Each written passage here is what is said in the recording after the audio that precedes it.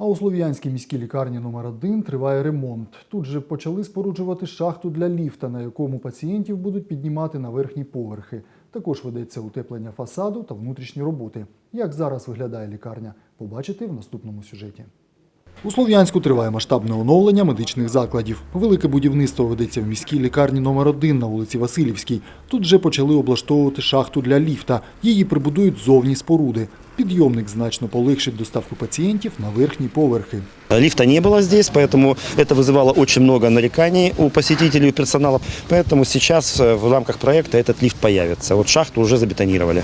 Будівлі очікують значні зміни. Тут відбувається повна заміна інженерних комунікацій, система опалення, електромереж та інших, а також облаштування пожежної сигналізації, внутрішній ремонт та утеплення фасаду. Отделочные работы сделаны, внутренняя часть здания процентов на 80 уже, то есть осталось, как вы видите, по минимуму.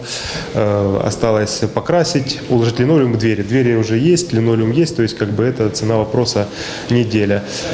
Также планируем запустить на этой неделе, возможно, на следующее уже отопление, чтобы наш ремонт не пострадал. Роботи тривають згідно плану. На жаль, терміни виконання дещо подовжилися через карантин. Согласно проекту, она должна быть закончена в марте месяце. Именно этот срок очень важен, чтобы вы не выбились из сроков, потому что сегодня все отделения, которые находились здесь, передислоцированы в другие лечебные заведения. Это, конечно же, неудобно как медикам, так и посетителям.